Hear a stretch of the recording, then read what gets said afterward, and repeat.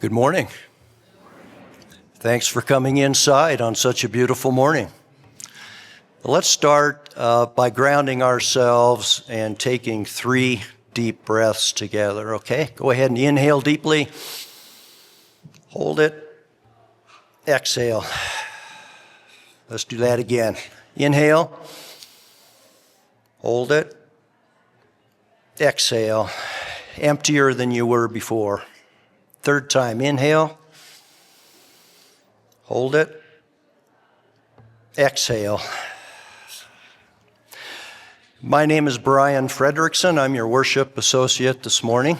Joining me is my Britt Eagle, also on the worship team. Her husband, Jim Eagle, led us in a lovely, short, meditative Tai Chi session this morning. If any of you missed it, you might look him up sometime. I know he teaches outside of this class. Our beloved Reverend Gail is with her family on hiatus. I'm sure she's enjoying herself. On the piano is Lydia Madrick. We have a tech team in the back who is streaming this for our live guests who can't be here in person but are here via computer. Michael, Jim, and John. And for those of you who don't know, Jim Kramer takes the raw data generated by these guys and creates a piece that goes onto our YouTube platform. So we actually have a presence there on YouTube. If you miss a Sunday and you want to know what happened, check us out. It's kind of cool. We, as part of the team, appreciate the services of Aaron and Mary and Doug in the office. And, of course, our parking lot team who monitors the lot while we're in here. You know, it takes a team effort to put this together. With Reverend Gail gone this week, I think I made the team a little bit nervous. Hopefully it comes together. If you would stand and turn in your gray hymnal to page 110, we'll sing "Come, Children of Tomorrow."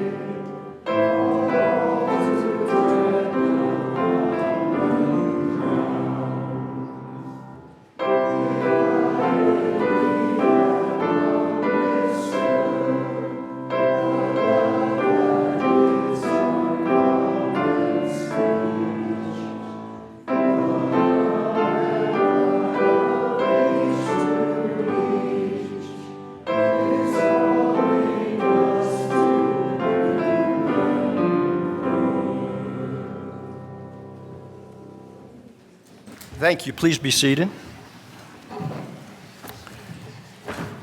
Our opening words this morning by which we will light our chalice, and I ask the folks at home online to light your chalice as well, are by the Reverend Bridget Bechtold. We light our chalice imagining what lies in the liminal space between the flame and its circle. What dwells in the interstitial space between the cracks in our lives' pavements and the threads of our days' fabrics? What meanings are hidden between the words that we know and those we have yet to conceptualize? What compassion flutters between me and you and all of us, between the known and the mystery, and we color it all with love.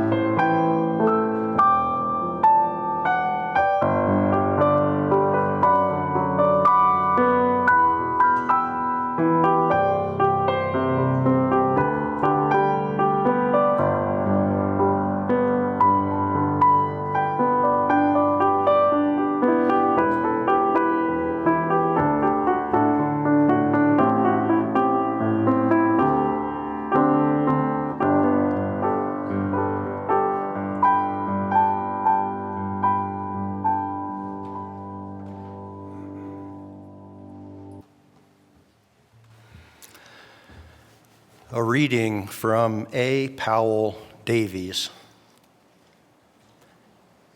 I become more and more certain as the years go by that wherever friendship is destroyed, or homes are broken, or precious ties are severed, there is a failure of imagination. Someone is too intent on justifying himself or herself, never venturing out to imagine the way things seem to the other person. Imagination is shut off, and sympathy dies. If we knew what it is that makes other people speak or act as they do, if we knew it vividly, by carefully imagining all that may lie behind it, we might not quarrel. We might understand. Often we could heal the wounds. But even where that is not possible, even where fuller understanding only leaves us rather sad and helpless, it would still give us the power to be kind, to act, yes, but still to be kind, to go on being kind. And in a harsh world, God knows that even that is something.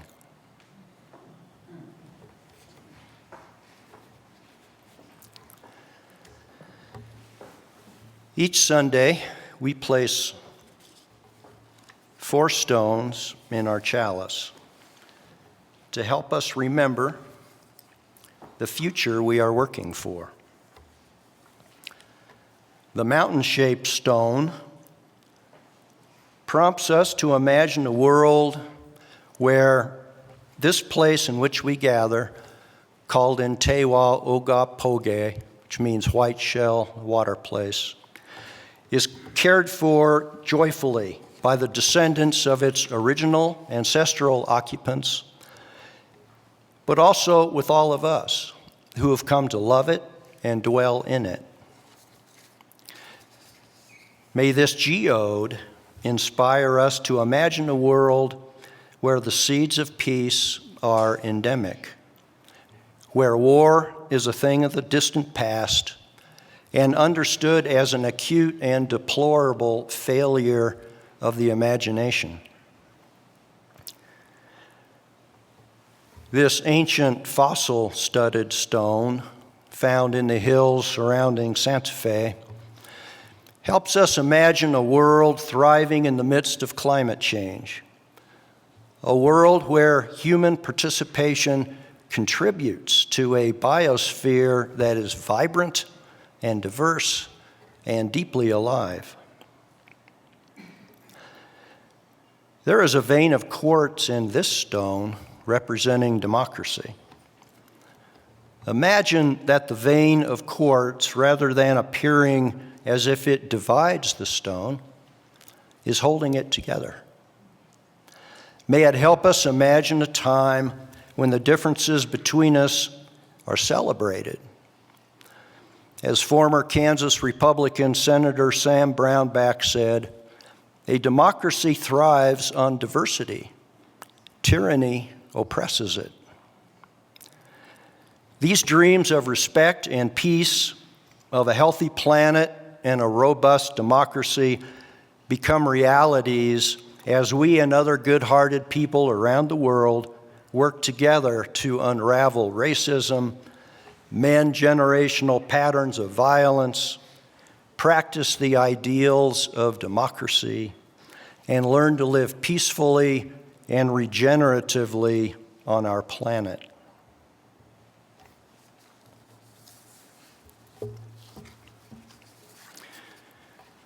Every Sunday, we set aside a time for joys and sorrows, which you all have written in this book, and others which remain unspoken. This morning, get the right page here.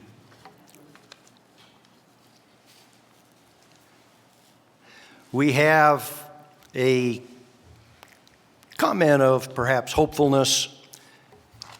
Here's my call for a new U.S. president who will stand for peace and freedom.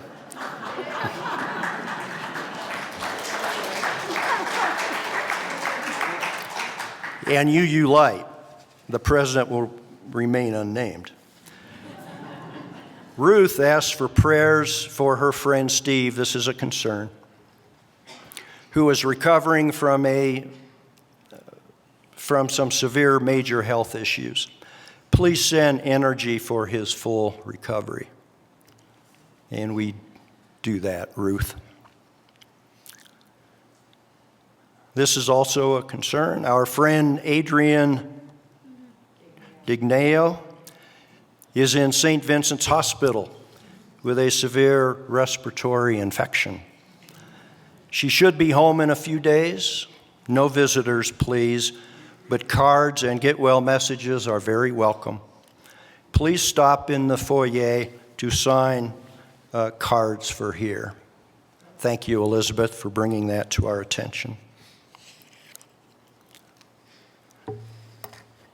And from Liz, a new member, asks for well wishes for her sister Emily, who is pregnant. So this is a happy candle.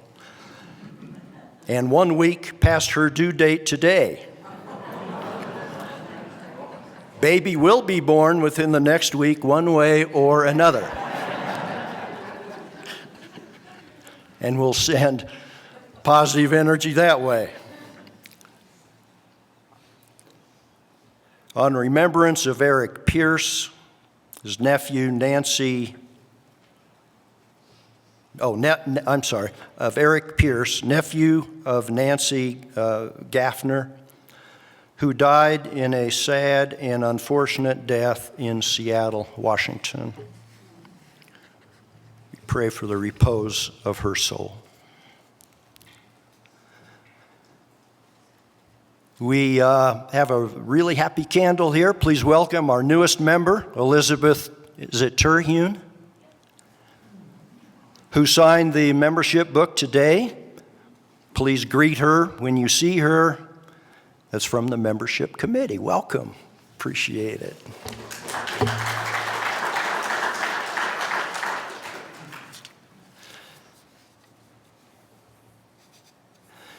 A message from the Permanent Endowment Committee of UU Santa Fe.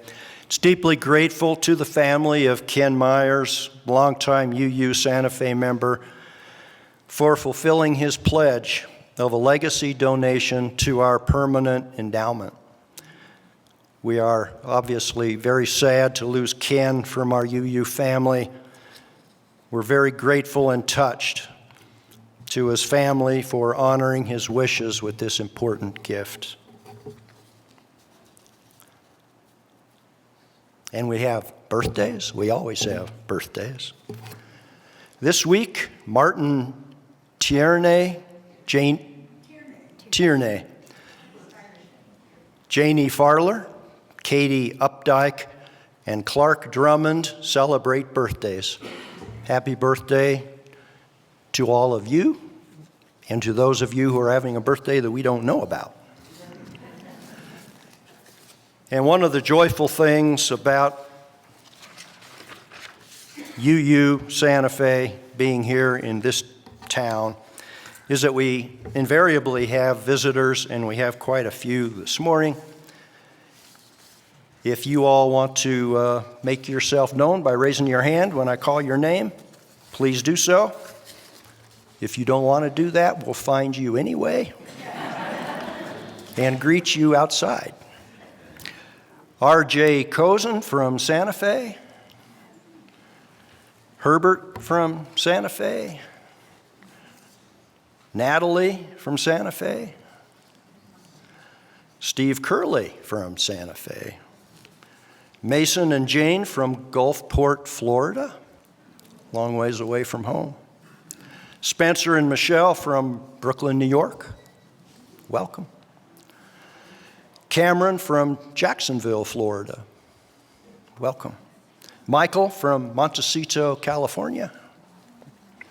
And Kat from, is it Truro, Massachusetts? Welcome. Thank you all. Oh, and Tom from Santa Fe. Hi, Tom. Did I miss anybody?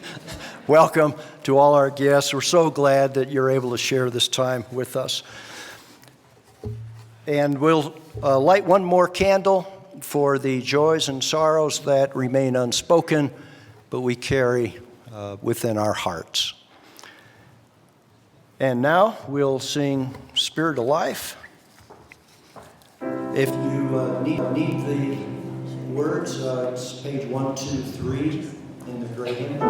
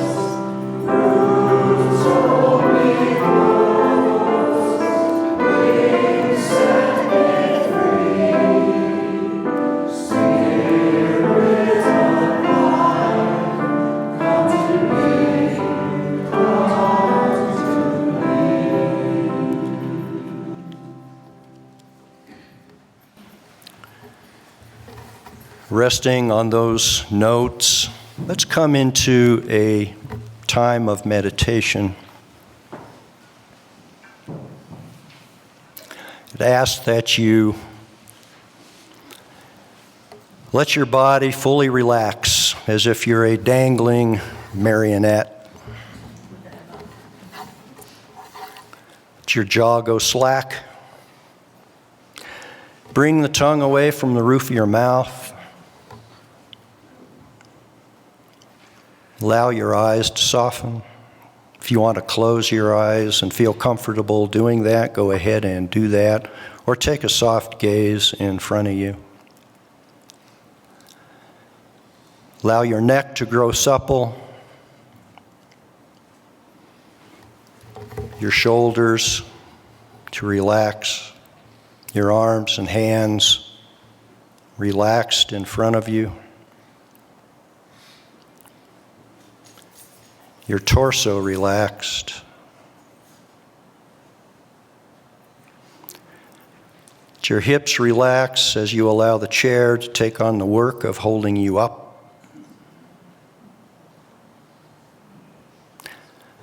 Be here in this moment, fully and completely relaxed.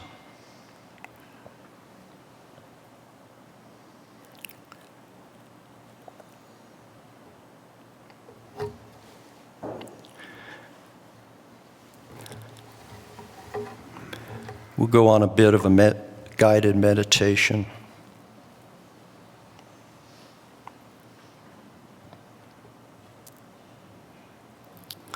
Bring your attention to your breath.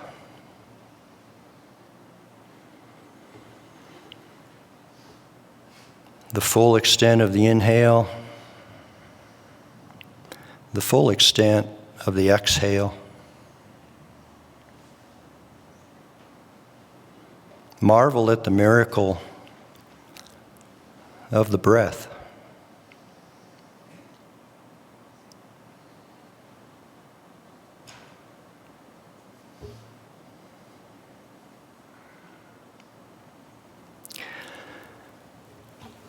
Now I'd ask that you bring your attention to your heart space.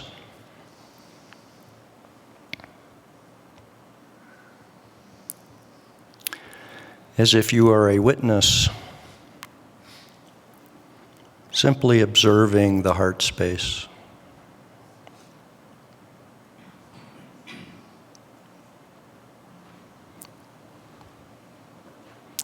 What's there?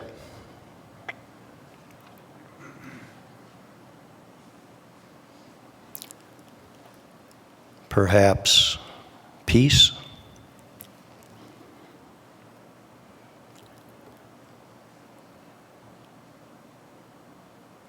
Perhaps not.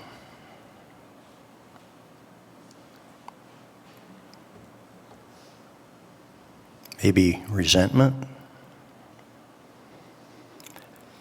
Maybe nothing. That's okay. Whatever is there, allow it to be there. And simply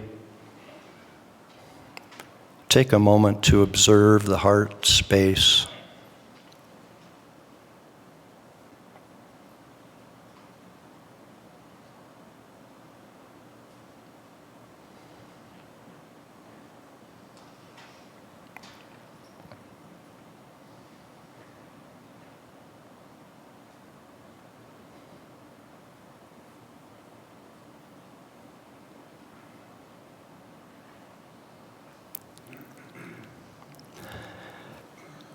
Now, can you sense a stillness in the torso surrounding the heart space?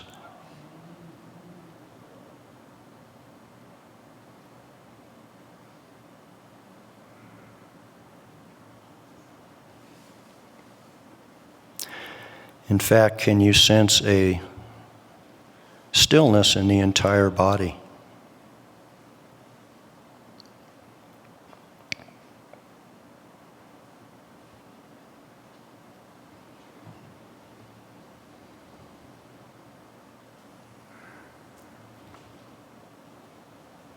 Are you able to allow your being to be absorbed by that stillness?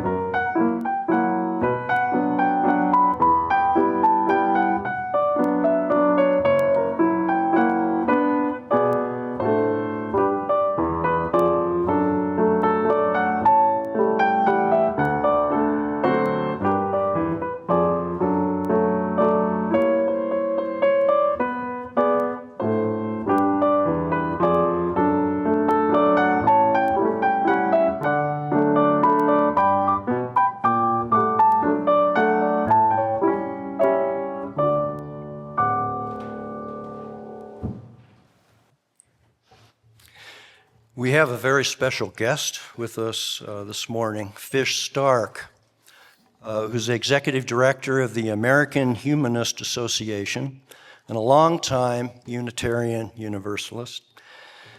He weaves together history, cognitive psychology, and humor to make the case for why we should and how we can invite more people into the humanist community and all the communities that we call home.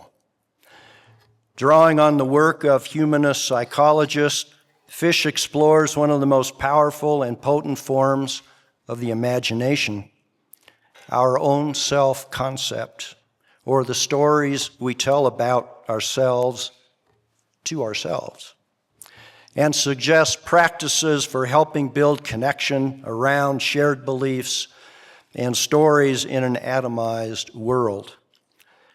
Prior to the AHA, Fish earned degrees in education from Harvard and Yale.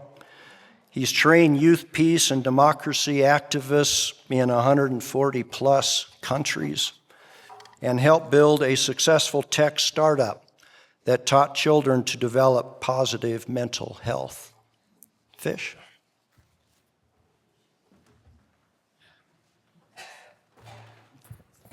Thank you all for having me. And thank you all for coming out to see live church. It's nice to see a full house in a world where too many of us are in our own houses, sucked into the 1.5 inch wide and 5 foot deep house where the knowledge of the entire world is contained. It's great to be here talking about UUism and humanism. As a Unitarian humanist, which I imagine many folks in the audience are, I think of it as living at the center of the world's best Venn diagram. We'll just start off with the important things. A lot of people ask me, is your name really Fish? Which I find a little funny because I don't go around asking, like, is your name really Brian? But I understand. It's a unique name. People are curious. No, my parents didn't name me Fish. My parents named me something worse, and I had to take matters into my own hands. My name is, get ready for this, Fortney Hillman Stark III. You know how some names just sound Republican?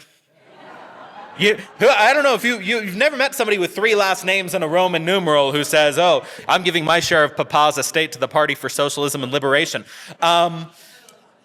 My father, Fortney Hillman Stark Jr., also a longtime humanist, the former chairman of the board at the Starr King School of Ministry in Berkeley, went by the name Pete for most of his life, the little traitor.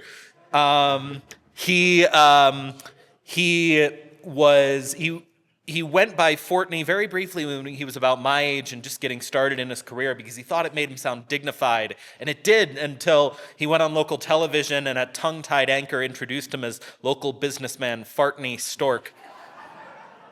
And then he had a son and named him Jeffrey. I have an older half-brother named Jeff for some reason. And when I came along, I don't know if any of you have heard the Johnny Cash song, A Boy Named Sue, but I assume he had a lesson to teach me about suffering.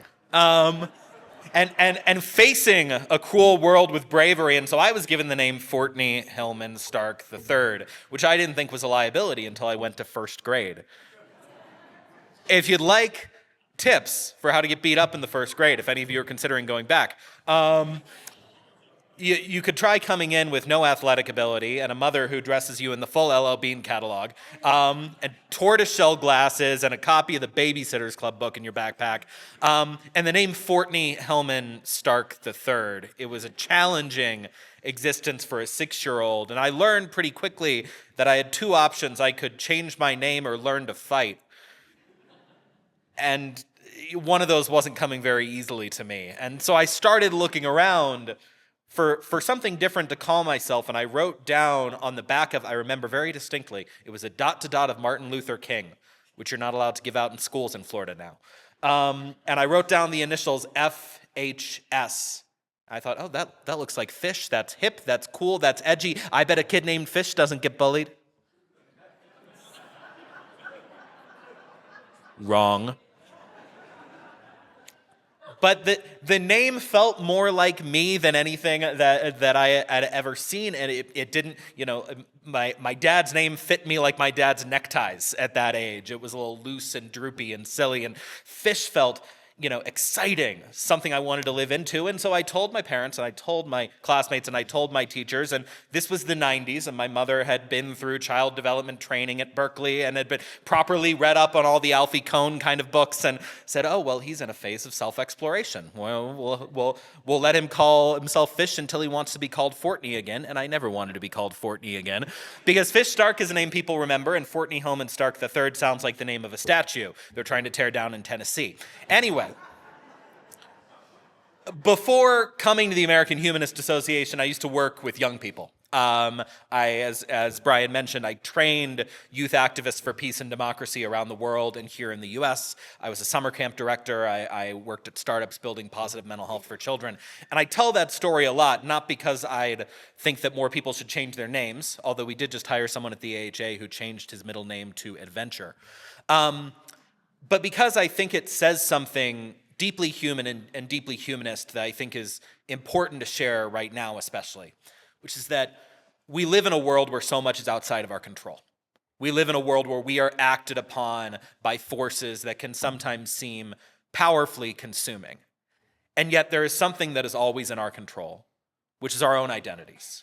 How we understand ourselves, how we define ourselves, how we present ourselves to other people, how we show up is something we can always control. We are the authors of our own story. That's a truth that scares the authoritarians. It's why that's one of the first things they try to take away from us. That's why the idea of a more fluid and self-defined notion of gender scares them so much, as an example. Because they know, as we know, that as people realize they can control who they are and define themselves, they realize actually, as we realize we can change ourselves, we realize we can also change the communities we're a part of. That is what gives us the courage to also assert our right to an economy and culture that includes us, which is the thing they're trying to take away. As the executive director of the American Humanist Association, I often find myself in the thrilling and challenging position of having to represent humanists and what we believe. And I say challenging because the beliefs of a group that prides itself on free thinking are not easily summarized. There's the old joke, many of you have heard it, 2 Jews, 3 opinions. And the humanist version of that is 2 humanists, 4.5 opinions, and an epistemological debate about the nature of belief. If I have 5 seconds, I say to people, you're a humanist if you believe in the golden rule but don't really believe in God. And that we believe that what makes people special and important and worth fighting for is not an immortal soul or an intelligently designed body, but consciousness.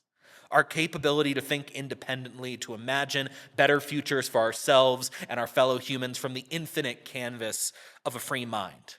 That we have faith in humanity, in human goodness, in human dignity, and human potential, that we believe there's no problem people can't solve and no truth we can't uncover as long as we live in societies that protect the right to think freely, and that this, our capacity to evolve from fish and build civilization, is in itself an awesome miracle and maybe all the miraculousness we need. That the difference perhaps between humanism and atheism is that atheism's primary critique of Christianity is about the existence of God, and humanism's primary critique of Christianity is about the existence of original sin, the notion of inherently broken people needing to be saved or redeemed. But I also believe that humanism is a practice, and that means lately I've been thinking a good deal about ritual, because I think people curious about humanism would rather hear what humanism calls us to do than what humanists think. They say faith without works is dead, and faithlessness without works is just arguing on Reddit.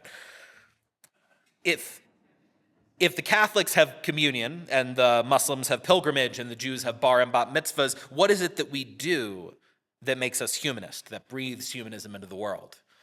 I've been reading a wonderful book lately by Greg Epstein, the humanist chaplain at Harvard and MIT, and he quotes the religious historian Jonathan Z. Smith, who talks about religious ritual as a means of performing the way things ought to be in conscious tension with the way things are, performing the way things ought to be in conscious tension with the way things are. In an unjust and isolated world, there are a hell of a lot of things we could perform differently. And that's the great thing about humanism. We have always been a movement of people unafraid to imagine better, unwilling to be hemmed in by the present, by reality, sure, but always venturing to the boundaries of the possible. I spent my career working in what I call applied humanism, which others would call education. As Brian said, I did my academic tours of duty at Yale and Harvard studying psychology, but specifically the psychology of belief systems. How we come to understand our moral and ethical duties, and how these ties give us a sense of purpose and well-being. As Vonnegut says, we are only healthy to the extent that our ideas are humane. And I spent my career asking questions about how can we build solutions to help people feel that they belong and that they matter. I've spent the last decade building bullying prevention and school climate programs that helped kids feel a sense of safety in school, service learning programs that helped kids feel a sense of purpose and belonging within their communities, a secular version of the Scouts where kids who didn't feel at home anywhere finally found a group that welcomed them in. We talk a lot in the world of education and human capital about unleashing potential and about building a world where everyone is equipped to be their best self. And we often talk about it as a function of skills and attitudes, that if we just teach people the right way to do things, they'll flourish. But what we know, what the humanistic psychologists from Dewey to Abraham Maslow have taught us, is that we can only reach true wellness and true flourishing and true potential if we feel connected to others. A sense of purpose and meaning and value in our community. That our self-concept, the stories we tell about ourselves to ourselves, our imaginations directed inward, is a key driver of our well-being, and that the healthiest form of self-concept is one where we imagine ourselves to be surrounded by supportive community, connected to others through shared identity and values and experience and an ethic of love. I wonder sometimes if this is the practice of humanism, the recognition of the right of all people to matter and belong as an extension of their inherent value, and the active choice to welcome and include, to help others see the humanity in themselves and the common humanity between all of us. I think about the feeling of falling in love. My fiance is here with me today. We're both visiting New Mexico for the first time. She is a secular Jew, and I am a Unitarian humanist, which is what we call an interfaithless marriage. She has enthusiastically embraced Unitarianism as one of the many spiritual homes for our family, although she hates the word church and sometimes calls us the island of misfit goys. And I remember the feeling, and many of you remember this feeling too, when I met her, of finally feeling known. And the wave of joy and relief that rushes over you when you realize here in an alienated and broken world is someone who understands, someone who sees the whole of me and opens their arms even wider. It reminds me of how I felt when I realized there was a word for what I believed, that I was a humanist, and in so being, I was connected to millions of incredible people like me, from people my age to historical heroes like Mark Twain and Frederick Douglass and Eleanor Roosevelt. I hope you'll take a moment to imagine a time in your life where you felt that feeling, realizing, whether it was about being a humanist or a Unitarian or whatever you identify as, realizing that you weren't the only one. We often talk about growing and popularizing humanism, but we don't often talk about why it matters to do that, to share it and invite more people in, because it's not enough that we're right. That's not sufficient motivation, I think, to do the hard and vulnerable and messy work of welcoming strangers. We often talk about the worthiness and the correctness of our causes more than the benefits that common belief and identity can offer to people searching for something to belong to and believe in. The truth is that people need humanism more than humanism needs people.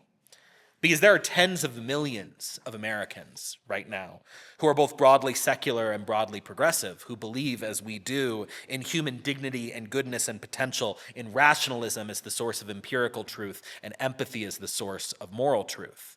And many of those tens of millions of Americans feel dispossessed in a world where our voices are diluted by racist political structures and money and politics, where our paychecks don't go far enough, where we can't afford to buy the homes our parents raised us in, even if we have the same jobs that they did, feel disillusioned with the systems and movements that they trusted to protect them, feel alienated from their peers, distant from purpose, unsure of their value outside of their achievements and their earning potential. We've seen the statistics.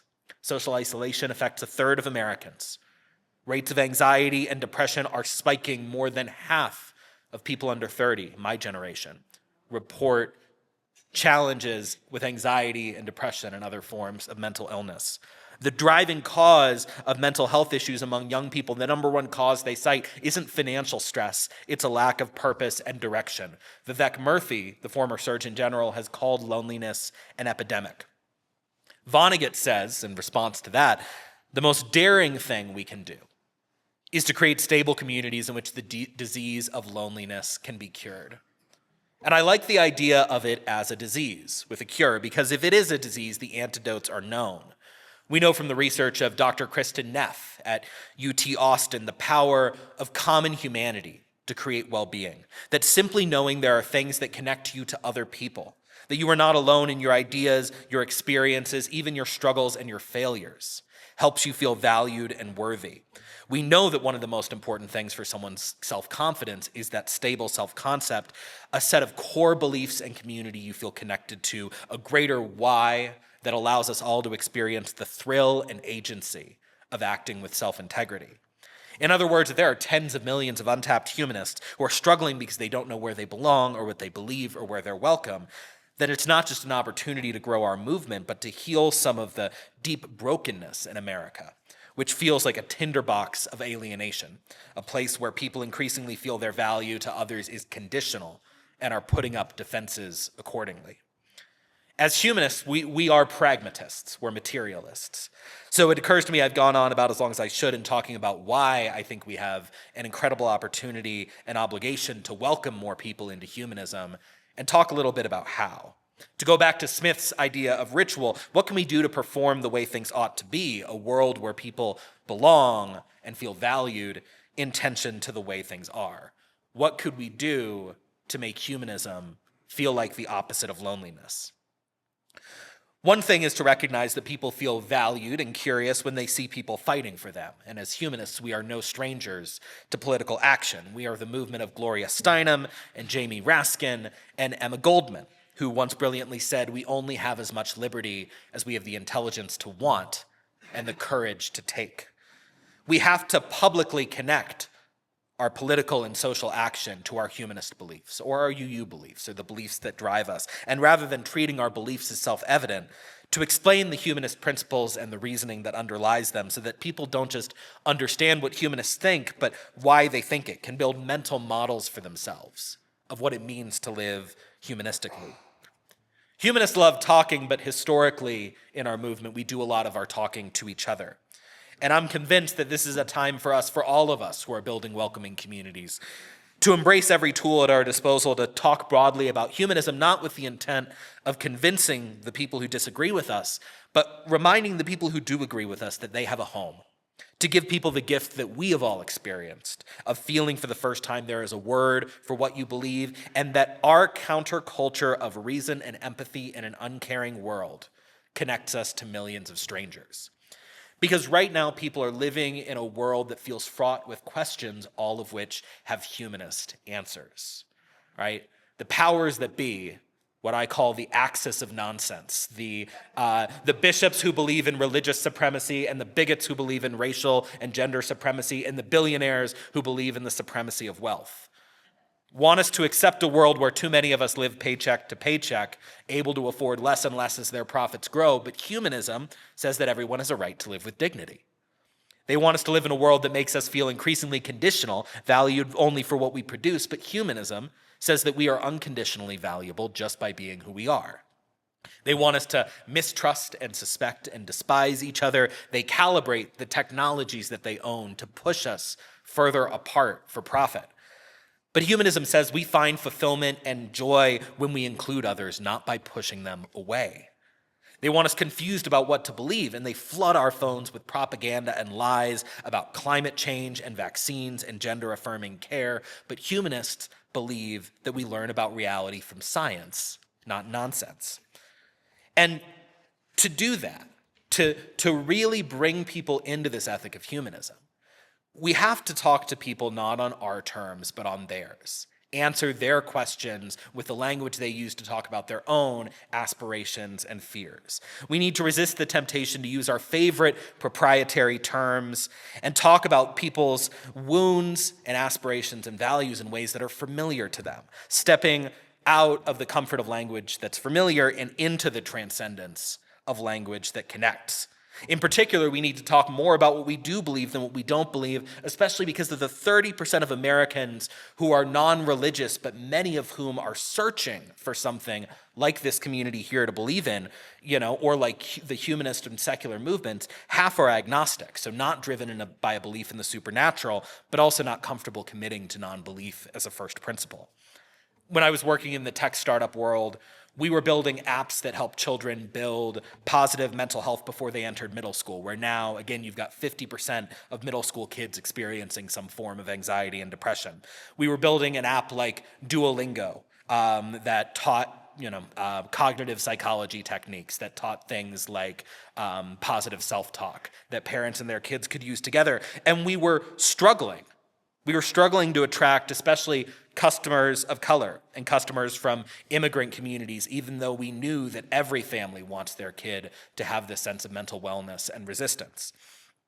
And we realized that part of the problem was the language that we were using. We were talking about the term I had used for this work when I was at Harvard and Yale, which was social emotional learning, and we were talking about mental health.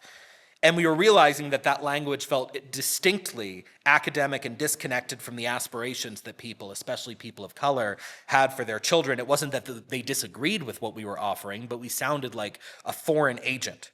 So we did the work of not just sitting with people in conversation, but as a humanist, I love data. So we gathered the data about how people, when they were asked to talk about it themselves, framed what they wanted and hoped for their children.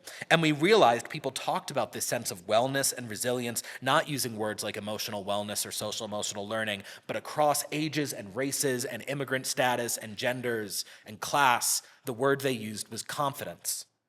We started using the word confidence in our marketing, and we saw incredible growth in demand for what we were offering. And it reminded me of the power, again, of being willing to step out of the traditions that feel comforting and calming to us because of their familiarity, and see how we can translate what we believe so that it resonates with other people in their own traditions and cultures. That understanding the language people use to talk about shared values, even if it's not the language we recognize, is an act itself of recognizing humanity. As Quinta Brunson, who's a humanist and the creator of my favorite TV show, Abbott Elementary. Do we have any Abbott Elementary watchers in here? It's on Hulu. I recommend it. She says, everyday people just trying their best is so moving to me. When someone gets themselves out of bed and goes to work and makes a difference for someone who is having a hard day or just waves at a person, those are moments that to me are godlike. We need to be comfortable claiming everyday excellence and altruism as acts of humanism, pointing out to people that humanism is something they've already been doing rather than a hurdle they have to clear to belong to something. Perhaps they've been doing it all their life. Perhaps thinking and living humanistically without knowing it. Imagine being the person to point that out to them and invite them into something. To point out that everyday acts of kindness and justice, their simple embrace of reason and compassion, connect them to a living tradition of some of our nation's greatest thinkers and artists and leaders, constitute an act of taking up the torch lit by people from Thomas Paine to Bill Nye the Science Guy. Fred Edwards, one of my predecessors many years ago at the American Humanist Association, used to say that humanism is a philosophy of imagination. It doesn't mean that we believe anything that we could imagine is literally true. It means that at its best, humanism inspires us to imagine better lives for ourselves and others and work towards them. It challenges us to refuse to limit ourselves and push the boundaries of the possible. And it's in that spirit that humanists have become some of America's greatest builders. If there's one thing I'm convinced of lately, it's that people need to see themselves as heroes in the American story. And if there's one thing we believe as humanists, it is the capacity and need for everyday heroes. Because we know that no one is coming to save us, and yet we're still here. Which means we have had and always have had everything it takes to save ourselves. That if we embrace our agency and honor our ethical obligations, everyone has the worthiness and the wherewithal within them to change the world. The work of curing loneliness, as Vonnegut says, is hard and vulnerable and disciplined work. Welcoming others to a degree means accepting tension between their uniqueness and our own. It means a loss of control. But it starts, I'm convinced, simply with everyday acts of recognizing the humanity of others. And when we do this, as people sit in the joy of finally being understood, we can let them know this. This is humanism. It's been here since the founding. It's inextricably tied up with the UU movement and the UU legacy. And we are part of an incredible wave in America. We are the intellectual tradition of America's greatest rebels. When you choose humanism, you choose to be a barrier breaker, to be on the side of the abolitionists, the feminists, the revolutionaries who toppled an autocrat. You choose to be part of the pioneers who so believed in challenging the status quo in service of all people that they gave us public schools and Apple computers and reproductive justice. We are the people who think differently, and that's why we're the people who build things. And we'll be there for anyone who believes in the golden rule but not in God, for anyone who believes in compassion, not confession, for anyone who believes in love thy neighbor but maybe not so much in trust and obey, for anyone who believes that the best and greatest reward is living well and serving others on this earth and in this life because it is the only thing that is promised us. And so my question to you is, who can you be there for? Whether it's as a humanist or a UU or as a neighbor, who can you extend the gift of curing loneliness to?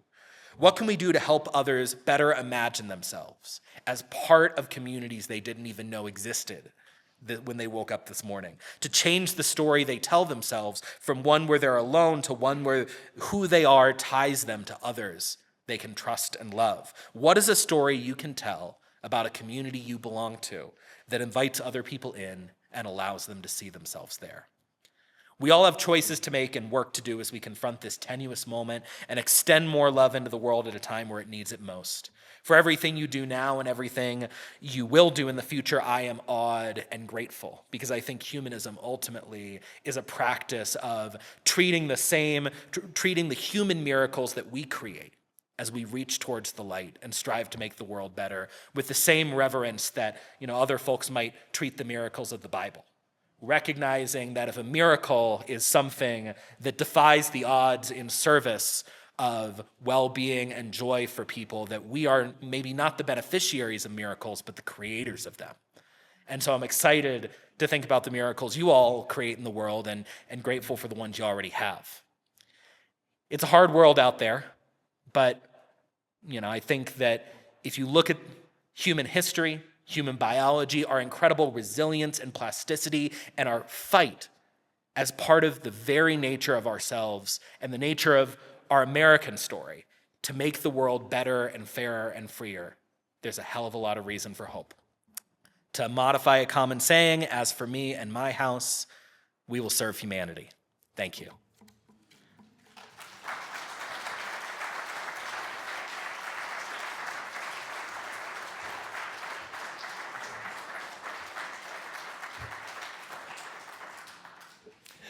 Thank you, Courtney, or Fish. Yeah, when he was speaking, this cartoon came to mind. I think it was this week I saw these two fish are very unhappy with one another. And the one fish is getting ready to make the move onto the land. And he says, "I'm done with you. I'm leaving." No one got it. Okay.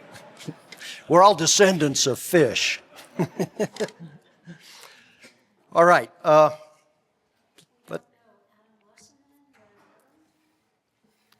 the offertory. Ruth, thank you.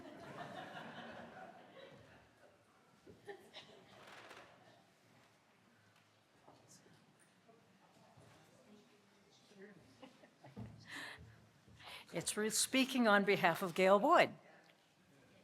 Yes, of course. Thank you. I'm Ruth Lenore. I'm a member of the Board of Trustees, and today I'm speaking on behalf of Gail Boyd, who's the chair of the Advocacy and Democracy team, Justice team, and a member of the Justice Council, but she's not feeling well today, so she would have said the following. The mission of A&D includes fighting to preserve our democracy and advocating for or against legislation according to whether it advances and is in alignment with our UU values at the federal and state levels. We bring opportunities for education and advocacy to the congregation. Our work in 2024 earned UUSF the designation of a good trouble congregation. We also collaborate with other like-minded organizations, including UUSJ and Indivisible. I don't have to tell you that we have the misfortune to live in interesting times, and they're becoming increasingly challenging and just plain scary. I know most of you are worried about the current administration's threats to democracy and due process and blatant attempts to rob from the poor and give to the rich. We believe that the best antidote for anxiety is action, and I have 3 opportunities to share with you this morning. We're writing thank you letters to state legislators who sponsored bills that we supported. You can sign those letters on Sunday mornings in the foyer beginning next week. We'll have 4 to 5 available each week. June 14th is Flag Day, and unfortunately, Donald Trump's birthday. You're probably aware that he's holding a multi-million-dollar military parade for himself, but activists all over the country are fighting back by holding major demonstrations/protests under the banner No Kings. There will be a rally here in Santa Fe at the Roundhouse, followed by a march to the plaza on Saturday, June 14th, beginning at 10 a.m. You have the option of walking to the Capitol from the church, leaving at 9:45. To prepare for the rally, we're hosting a sign-making party in Fellowship Hall on Wednesday, June 11th from 1:30 to 4. Darn it. It will help with our planning if we have a rough idea of how many people want to come. To that end, there's a non-binding sign-up sheet in the foyer, and of course, you're welcome even if you've not signed up. And if that sign-up sheet is no longer in the foyer, or if you're watching from home, please just send Gail an email. So now I'll turn to the offering. UU Santa Fe is supported by the generosity of all who join with us. You can help support the work UU Santa Fe is doing with your financial offerings this morning. We'll pass the baskets here, and those of you who are joining us online can go to our webpage and click the donate button. We'll now receive your offering. Great.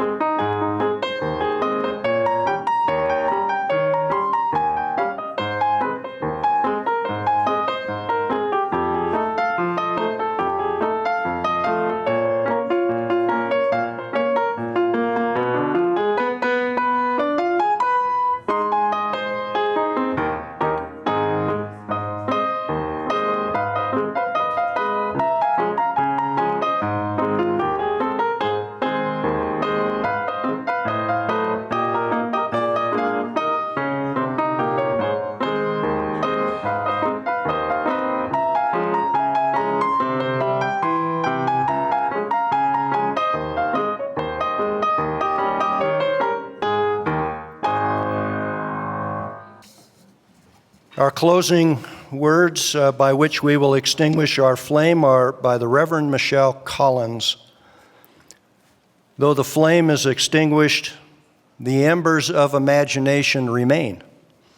Carry them forward, dream boldly, act with love, and kindle new fires in the world. If you'd all rise, please, for the benediction. Take the hand of somebody close to you and repeat after me. May love and skill be in our hands. May love and courage fill our hearts. May love and wisdom light our minds. May love flow through us and walk among us.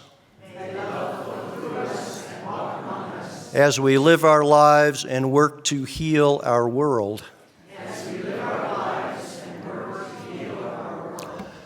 Amen. Shalom. Namaste. Blessed be. Assalamu alaikum. Ashe. Aho. Enjoy your day.